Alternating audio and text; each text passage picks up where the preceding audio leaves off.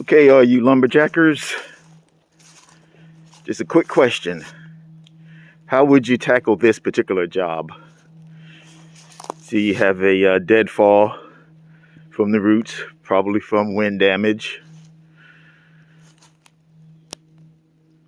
hung up in the tree. You can see the V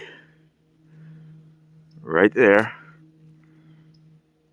where it fell into another tree, which is also leaning now, and no doubt stressed as a mother.